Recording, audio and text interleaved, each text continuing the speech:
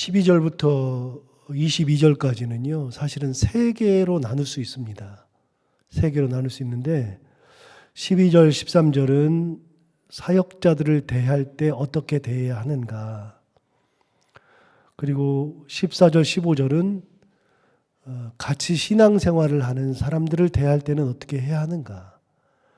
그리고 16절부터 22절까지는 나 자신은 어떤 신앙생활을 해야 하는가. 이렇게 세 개로 나눌 수 있습니다. 그래서 12절, 13절을 읽어보면 사역자들을 대하는 겁니다. 이미 설교는 다 했으니까요. 한번 읽어볼까요? 형제들아, 우리가 너희에게 구하노니 너희 가운데서 수고하고 주 안에서 너희를 다스리며 권하는 자들을 너희가 알아주고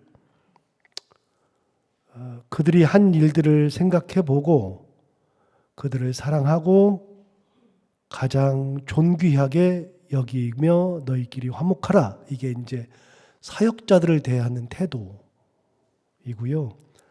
어제 봤던 14절 플러스 오늘 15절까지는 이웃을 대할 때, 같이 신앙생활하는 사람들을 대할 때 얘기입니다. 자, 14절부터 읽어보시면 또 형제들아 너희를 권면하노니 게으른 자들을 권계하며 마음이 약한 자들을 격려하고 힘이 없는 자들을 붙들어주며 모든 사람에게 오래 참으라.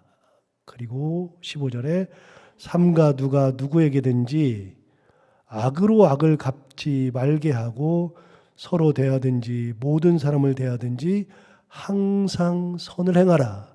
그러니까 같이 신앙생활하는 사람들 이웃을 위해서는 이렇게 얘기한 겁니다. 그러면 마지막으로 16절부터 22절까지는 나 자신은 어떤 신앙생활을 해야 하느냐. 오늘 이제 얘기하겠지만 16절부터 오시면 나는 어떻게 생활하느냐. 항상 기뻐하고 쉬지 말고 기도하고 범사에 감사해야 한다. 이것이 그리스도 안에서 너희를 향하신 하나님의 뜻이니까. 그리고 19절부터 보시면 성령을 소멸하지 말아라. 예언을 멸시하지 말아라. 범사에 헤아려 좋은 것을 취하라. 악은 어떤 모양이라도 버려라. 이게 이제 개인에 대한 신앙생활입니다. 자, 오늘은 이웃에 대한, 같이 신앙생활하는 사람들에 대한 태도가 어떻게 되는지 어제 이제 이야기한 것에 더불어서 15절 한 절 보고 그리고 16절부터 보겠습니다. 15절을 보시면 삼가 누가 누구에게든지 악으로 악을 갚지 말게 하고 서로 대하든지 모든 사람을 대하든지 항상 선을 따르라 그랬습니다. 자, 악으로 악을 갚지 말게 하라 그랬습니다. 그런데 여러분, 악으로 악을 갚지 말라, 이거는 말이 안 되는 얘기입니다. 왜냐하면 구약 성경에는 악은 악으로, 레위기에 나오는 말씀이죠. 우리가 잘 아는 말씀 레위기 24장 17절부터 보시면 이게 나옵니다. 그 중에 17절부터 24절까지 유명한 말씀이 나오는데요. 그 중에 우리 잘 아는 말씀 제가 읽어볼게요. 그가 행한 대로 그에게 행할 것이니 상처에는 상처로 눈에는 눈으로 이에는 이로 갚을지라. 남에게 상처를 입힌 그대로 그에게 그렇게 할 것이며, 그러면서 계속 똑같이 갚으라는 말을 합니다. 유명한 말이죠. 눈에는 눈으로 이에는 이로. 이게 구약 성경의 전제입니다. 그래서 구약 성경에서는 눈에는 눈으로 이에는 이로 갚았습니다. 그래서 살인자는 살인으로 되갚아주고요. 만약에 다른 사람의 눈을 뽑은 사람은 그 사람의 눈을 뽑았습니다. 팔을 자른 사람은 팔을 똑같이 잘랐고요.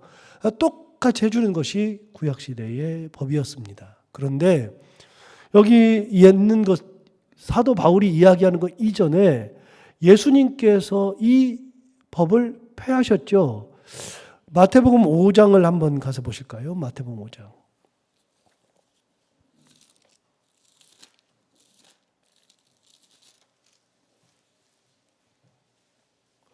마태복음 5장 38절 보시면 신약성경 7페이지.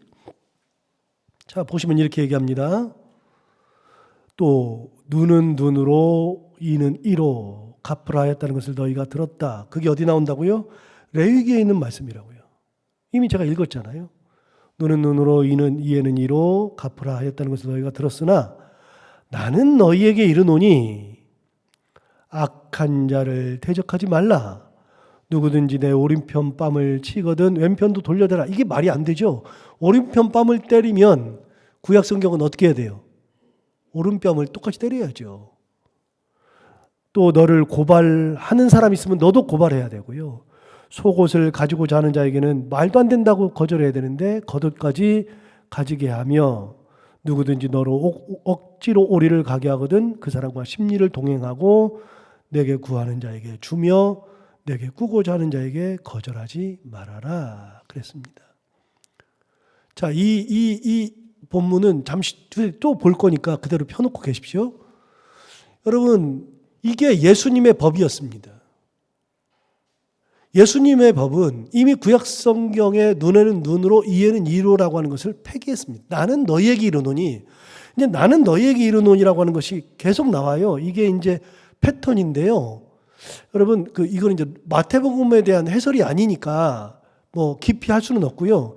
예를 들어서 한번 볼까요? 21절 보시면 이렇게 얘기합니다. 같은 5장 21절 보시면 패턴입니다. 어떤 패턴이냐면 이런 겁니다. 5장 21절에 옛사람에게 말한 바 살인하지 말라. 이거 구약 성경이죠. 누구든지 살인하면 심판을 받게 되리라 하였다는 것을 너희가 들었으나 나는 너희에게 이르노니. 이게 패턴입니다. 자, 27절 볼까요? 27절 보시면 또 간음하지 말라. 이거 구약 성경이죠. 간음하지 말라 하였다는 것을 너희가 들었으나 나는 너희에게 이르노니. 역시 이거 패턴입니다. 이거는 예수님의 율법 새로운 해석입니다. 자, 33절 보시면 31절 보시면 또 일러스되 누구든지 아내를 버리려거든 이혼 증서를 줄 것이라 하였으나 나는 너희에게 이르노니 그랬습니다. 33절도 보시면 또 옛사람에게 말한 바 헛맹세를 하지 말고 내 맹세한 것을 주께 지키라 하였다는 것을 너희가 들었으나 나는 너희에게 이르노니 그랬습니다. 아까 38절 봤고요. 43절 보시면 이렇게 말합니다. 또 내 이웃을 사랑하고 내 원수를 미워하라 하였다는 것을 너희가 들었으나 나는 너희에게 이르노니 그랬습니다. 이거 계속 펴고 계십시오. 예수님께서 구약 성경을 다 뒤집었습니다. 마태복음 5장에서요. 그러니까 악한 사람을 악으로 대하는 것은 구약 성경인데 예수님은 그러지 말라고 얘기했었습니다. 예수님의 새로운 율법 해석입니다. 그래서 신약 성경으로 돌아오면서 예수님은 율법이라고 하는 것 위에 뭘 주셨냐면 사랑을 주시고 은혜를 주셨거든요. 여러분, 이게 왜 중요하냐면요. 우리를 가만히 보세요. 우리는 구약 성경에 의하면 죽었던 자입니다. 우리 에베소서 하면서 이미 배웠습니다. 에베소서 2장 1절 허물과 죄로 죽었던 너희를 살리셨도다. 몇 번 말씀드렸어요. 우리는 이렇게 기도 인도하실 때 하나님 아버지 우리가 죽을 수밖에 없는 우리를, 그거는 성경적이 아닙니다. 죽을 수밖에 없다는 것은 맞기는 하는데 성경에서는 죽을 수밖에 없다는 표현을 한 적이 없고요. 성경은 죽었던 우리라 그랬습니다. 구약 성경은 우리 이미 죽었습니다. 우리는 지극히 용서받지 못할 자입니다. 그런데 율법에 의하면 죽었는데 하나님께서 우리를 지극히 사랑하셔서 율법 위에 사랑을 주셨기 때문에 용서하러 오신 것이고 구원하러 오신 거죠. 여러분, 구약 성경을 가지고는 우리를 구원할 수 없죠. 그래서 하나님께서 신약으로 돌아오면서 구약을 폐하시고 신약으로 오면서 율법 위에 사랑, 율법 위에 은혜를 덮어 씌우셔서 그걸 다 하나님께서 넘어가게 하신 겁니다. 사랑의 눈으로 우리를 바꾸신 겁니다. 율법의 눈으로 보면 우리는 죽은 존재죠. 쳐 죽여야만 하죠. 율법의 눈은 우리를 정죄하고 죽이고 그래야 되는데 사랑의 눈으로 보는 순간에 그 율법의 눈이 사라지고 죽어야 되는 존재가 사라지고 살려야 할 존재로 바뀐다는 겁니다. 이게 하나님의 신약 성경에서 우리에게 주신 사랑이고 예수님께서 우리에게 주신 율법에 대한 재해석, 새로운 해석입니다. 그래서 예수님께서 이렇게 말씀하셨습니다. 아까 제가 펴놓으라 그랬죠. 마태복음 5장 46절을 보십시오. 46절 이렇게 얘기했습니다. 너희가 너희를 사랑하는 자를 사랑하면 무슨 상이 있으리요? 세리도 이같이 아니하느냐. 보세요. 사랑하는 자를 사랑하는 것은 세리도 한다는 겁니다.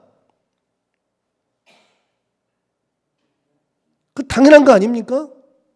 나를 사랑하는 사람을 사랑하는 것은 당연한 거 아닙니까? 나를 미워하는 사람을 사랑하는 것이 어려운 거지, 나를 미워하는 사람을 미워하는 것은 당연한 겁니다. 사람들이 똑같이 하는 것이 예수 믿는 게 아니라는 겁니다. 그러니까 우리가 이 새벽에 설교를 계속 들으면서 느끼는 게 있죠. 신앙생활이라는 게 뭐냐를 느끼는 겁니다. 신앙생활이라는 것은요, 말씀이 무엇을 말씀하시든지 그 말씀대로 사는 것이 신앙생활이라는 것을 계속 느끼죠. 그래서 우리가 가지고 있는 지금까지의 신앙생활의 개념이 사뭇 잘못됐다는 것을 많이 느낄 때가 있죠. 여러분, 봉사를 잘하는 것이 신앙생활 잘하는 것의 표지 중에 하나입니다. 그러나 봉사를 잘하는 것이 신앙생활을 진짜 잘하는 것은 아닙니다. 신앙생활 잘하느냐 못하느냐를 볼 수 있는 근거 중에 하나는 될 수 있으나 그것이 신앙생활을 잘하는 거라고 말할 수는 없습니다. 왜 제가 근거라고 얘기하냐면, 봉사를 잘하는 것은 은혜가 가득하니까 내가 하나님 앞에 헌신하고 싶은 마음이 생겨서 봉사하고, 그런 마음이 생겨서 사람들을 세워주고, 그런 마음이 생겨서 헌금하고, 그런 마음이 생겨서 뭘 한다는 것은 잘하는 겁니다. 신앙이 좋으니까 그런 걸 하는 거죠. 그러나 그게 아니고요, 봉사하면서 하나님의 뜻대로 살지 않는 것은 의미가 하나도 없습니다. 그건 이미 이사야 1장에서도 얘기했습니다. 이사야 1장에서 뭐라 그랬습니까? 너희가 무수히 많은 피를 나에게 가져오는데 나는 그 피에 이미 너무 구역질 난다. 기름에 내가 이미 배가 불렀다. 하나님 말씀하셨습니다. 여러분, 피와 기름은 제사의 핵심이거든요. 그런데 하나님 뭐라 그러냐면, 그거 가져와봐야 나한테 아무 의미가 없는데 도대체 나한테 제사를 왜 드리니? 말씀대로 살지 않는 사람이 제사 드린다고 해서 내가 받겠냐? 이미 구약성경 이사야에서도 말씀하신 적이 있습니다. 그래서 제가 가끔 말씀드리잖아요. 헌금 왜 합니까? 여러분, 헌금, 하나님이 받지 않는 헌금을 왜 합니까? 저는 그런 사람들이 가장 불쌍해요. 왜 합니까? 하나님이 받지 않는 예배를 왜 드려야 하죠? 하나님이 좋아하지 않는 헌신을 왜 하고 있죠? 실컷 싸우면서 왜 거기 봉사하고 있죠? 하나님의 마음이 아픈데 왜 남을 험담하고 헐뜯고 괴롭게 하고 배척하고 왜 그러죠? 의미 없는 일을 할 이유는 하나도 없습니다. 여러분, 그 헌신하는 것 자체는 귀한 신앙생활의 근거, 저 사람 참 신앙생활 잘한다라고 말할 수 있는 근거는 되지만 그것이 그 사람의 신앙을 이야기하는 것은 결코 아닙니다. 신앙은 뭡니까? 여러분, 계속 말씀 들으면서 느끼는 게 있죠. 뭘 느낍니까? 신앙은요, 말씀대로 사는 겁니다. 예수 그리스도의 은혜대로 사는 겁니다. 십자가가 내 안에 있는 것이 신앙입니다. 십자가가 없고 예수님이 없으니, 그러니 딴짓하는 거 아닙니까? 주님이 계시는데 어떻게 딴짓을 합니까? 그런 거 못하죠. 절대로 못하죠. 그래서 저는 같은 목사지만요, 목사님들 딴짓하는 거 보면 하나님 앞에 갈 텐데 왜 저 짓 하지? 이런 생각 들 때 진짜 많아요. 하나님 앞에 가서 어떻게 감당하려고 그러지?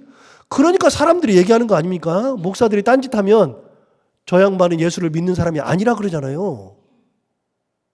신앙생활하는 사람 아니라 그러잖아요. 저 양반한테 예수가 없다 그러잖아요. 말만 예수 하지 실제로는 신앙이 없다고 얘기하잖아요.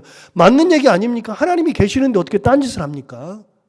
어떻게 함부로 사람을 대하고, 어떻게 교회 돈을 횡령하고, 어떻게 여자를 건드리고 그럽니까? 이게 말이 됩니까? 성도들 한 사람이 얼마나 귀해요. 야고보서를 보세요. 야고보서에 뭐라 그랬냐면 이렇게 얘기했습니다. 사람들이 들어오는데, 이제 야고보서가 이제 몇 달 있으면 나올 텐데요. 야고보서에서 이렇게 얘기했습니다. 사람들이 들어오는데 어떤 사람은 완전히 귀분이 들어오니까 이렇게 얘기합니다. 이리 와서 맨 앞에 앉으라. 이렇게 얘기하는데 어떤 사람은 완전히 거지가 들어오니까 뭐라 그래요?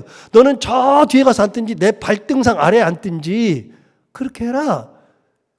이게 여러분 야고보서는 언제 기록된 거냐면요. 야고보라고 하는 존재는, 여기서 말하는 야고보는 예수님의 동생 야고보인데, 그럼 예수님 돌아가시고 나서 한 20년 있다가 보낸 편지 아닙니까? 그럼 AD 50년경인데 지금으로부터 약 2000년 된 얘기 아닙니까? 2000년 전에도 그 짓을 했습니다. 2000년 전에도. 이게 말이 안 되잖아요. 성도들이 얼마나 귀한데 함부로 대합니까? 여러분, 같이 신앙생활하는 분들이 얼마나 귀한데요. 진짜 귀하죠. 함부로 말할 수 없어요. 성도들이 귀한. 저는요, 우리 성도들이 귀하고 귀해 죽겠어요. 단 한 번도 제가 우리 성도들을 향해서 막 소리 지르거나 막 혼내거나 그런 적 없잖아요. 제 성향은 그런 사람이에요. 그러나 그게 안 되는 거예요. 신앙이 깊어지면 깊어질수록, 은혜가 있으면 있을수록 성도 한 사람 한 사람이 얼마나 귀한지 모릅니다.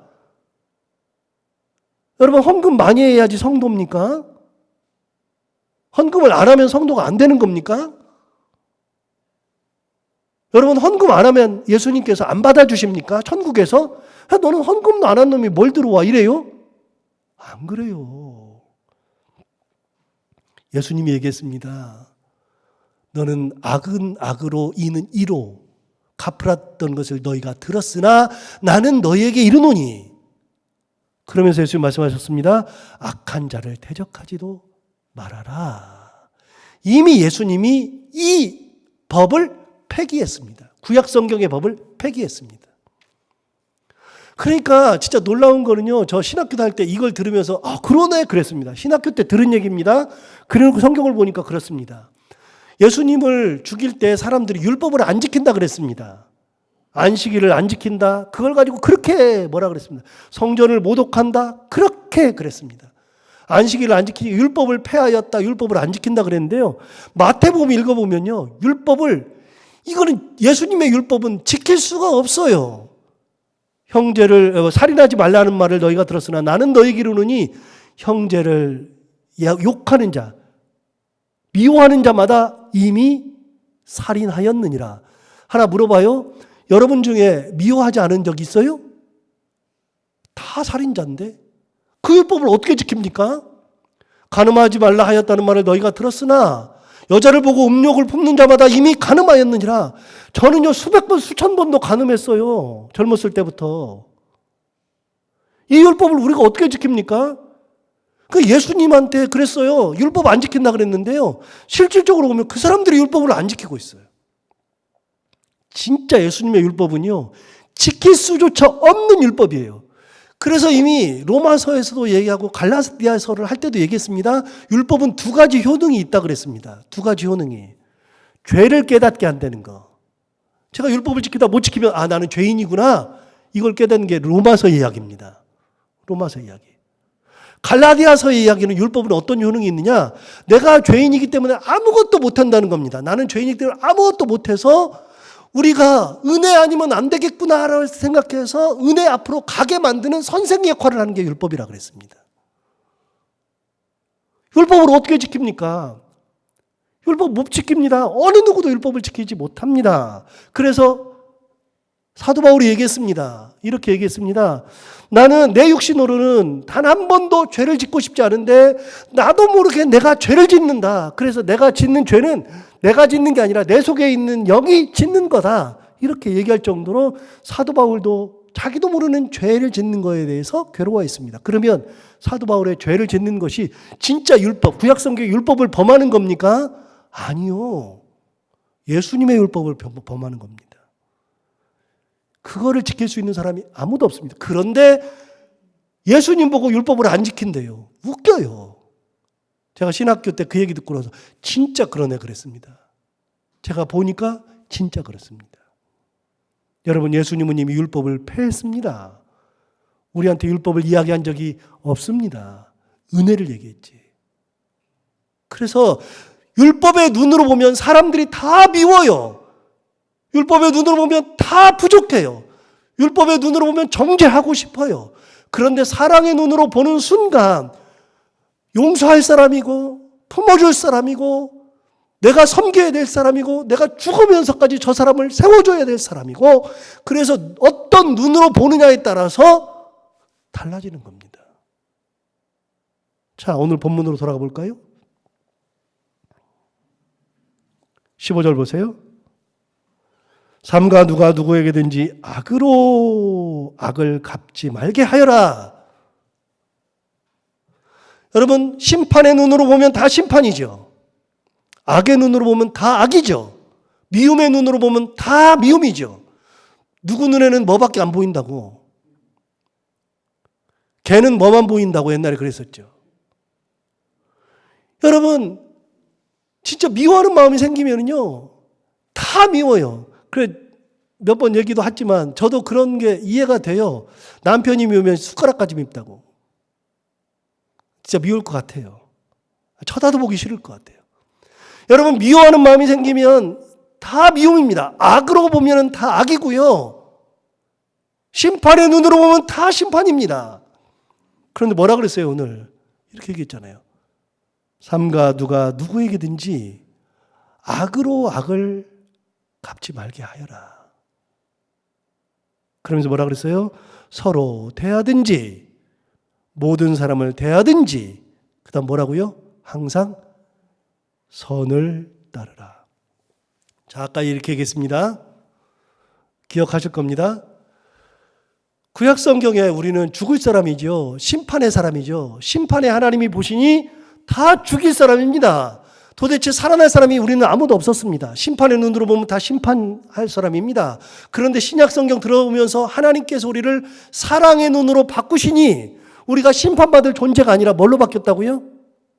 구원받을 존재로 바뀌고 사랑받을 존재로 바뀌고 우리를 품어줘야 될 존재로 바뀌어서 우리가 심판의 삶이 아니라 구원받은 삶으로 바뀐 거죠. 여러분, 그래서 얘기합니다. 계속 그런 얘기를 반복해서 하는데요. 신앙생활할 때 신앙생활 잘하는 방법은 두 가지가 있다고 그랬습니다. 하나는 내가 신앙생활 잘해야지 결단하는 신앙. 두 번째는요, 하나님의 은혜가 내게 부어지면 저절로 신앙생활 잘하는 겁니다. 여러분, 뭐가 진짜입니까? 하나님의 은혜가 있으면요, 헌금도 똑같습니다. 자, 이 기준으로 보면 헌금도 똑같습니다. 내가 헌금 해야지 그러면서 막 하면 어느 순간에 그 헌금 하는 것 자체가 굉장히 괴롭고요, 힘들고요, 못해요. 헌금을 내가 해야지가 아니라 은혜가 가득하면 나도 모르게 감사헌금이 나오고 선교헌금 내가 해야지, 누구를 도와야지, 어느 기관에 보내야지, 농촌교회 보내야지, 나도 모르는데 자꾸만 해요. 여러분, 교회 봉사 보세요. 여기 교회에서도 뭐 헌물 같은 거 하는 거 보세요. 헌물도요, 이거 내가 헌물해야지라는 마음이 생기는 것이 누가 시키면 생기는 겁니까? 교회에다가 뭘 사다 놓는 게 막 시켜서 생기는 겁니까? 권사님, 이거 좀 사다 놔요. 그러면은, 목사님 맨날 저런 거 시켜. 안 그럽니까? 한 번은 합니다. 10번, 20번 시켜보세요. 하고 싶으면 생기는지. 누가 시켜서 하는 거는 안 됩니다. 헌물 갖다 놓은 것도. 저는요, 정말로 막 엄청나게 헌물하는 사람도 많이 봤습니다. 그거 막 시킨다고 되는 겁니까? 내가 해야지 그런다고 되는 겁니까? 그게 아니고요. 은혜가 가득하면 어느 날 갑자기 막 보여요. 나 저거 내가 헌물하고 싶다. 내가 교회에다 저걸 갖다 놓고 싶다. 내가 교회에서 장식을 예쁘게 하고 싶다. 내가 교회 가서 막 봉사하고 싶다. 청소하고 싶다. 이런 마음이 생기는 거죠. 여러분, 봉사하고 헌신하고 하는 거 전부 다 내가 해야지 그런다고 해서 되는 게 어디 있습니까? 그게 아니고요. 하나님의 은혜가 가득하면 그냥 저절로 하는 겁니다. 자, 기도 생활 어떡합니까? 기도해야지! 라 그래서 기도 생활 하는 게 아니라 은혜가 가득하면 저절로 나오는 겁니다.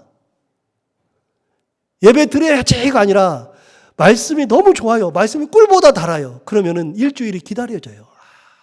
내가 일주일 저는요, 제 얘기해서 죄송합니다만 제가 영락교에 있을 때 대학부를 했는데요. 대학부 아이들, 저는 이제 대학부를 가고 싶은 마음이 없었는데 담임 목사님께서 대학부를 하라 그래가지고 제가 몇 번을 이제 고사했거든요. 목사님 저 못합니다. 그래도 혼났죠. 가라는데 안 간다고. 그래서 목사님한테 두 가지 얘기했어요. 목사님, 제가 청년부 할 때 목사님이 저한테 청년부 나이도 많으니까 그만하고 이제 교구 준비해서 담임 목사 나가야지. 그래서 교구를 목사님이 저를 돌렸습니다. 2년 만에 돌렸습니다. 그렇대요. 목사님, 제 머리를 보십시오. 제가 대학생 아이들한테 설 수 있는 머리가 아닙니다. 다 빠져가지고. 그랬더니 혼났습니다. 대학부를 갔는데 대학부 아이들 제가 이제 땜빵하러 간 겁니다.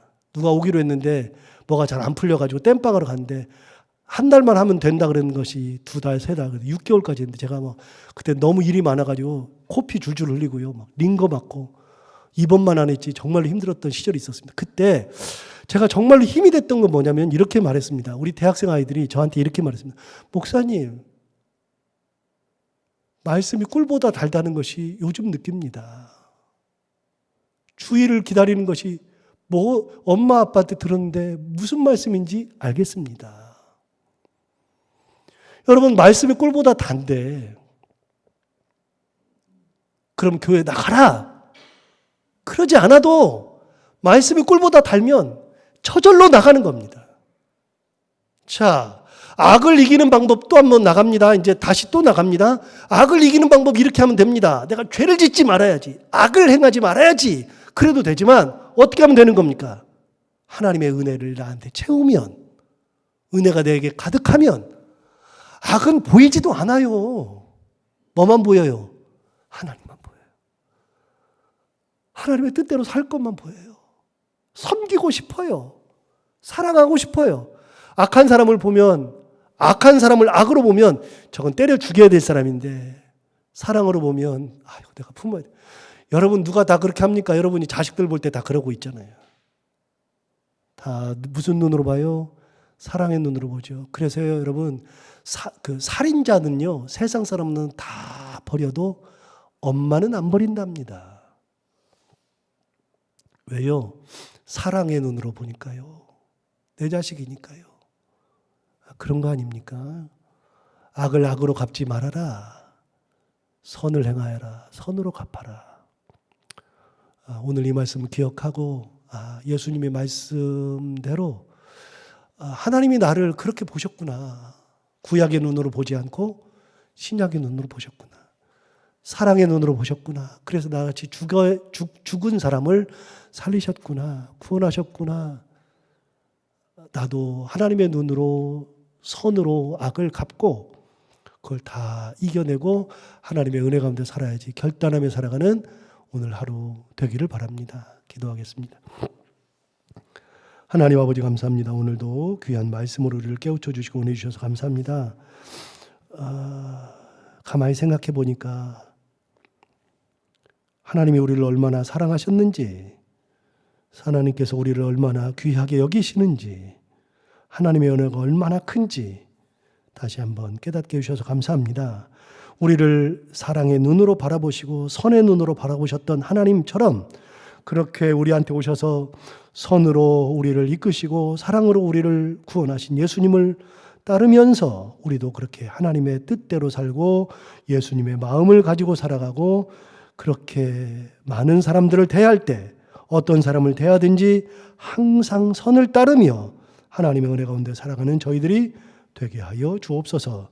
오늘도 하루를 살아갈 때 이 말씀을 기억하며 살게 하여 주옵시고, 해야 되는 것들을 기쁨으로 잘 감당하고 만나는 분들과 함께 웃고 행복한 하루가 되게 하여 주옵소서. 예수님 이름으로 기도하옵나이다.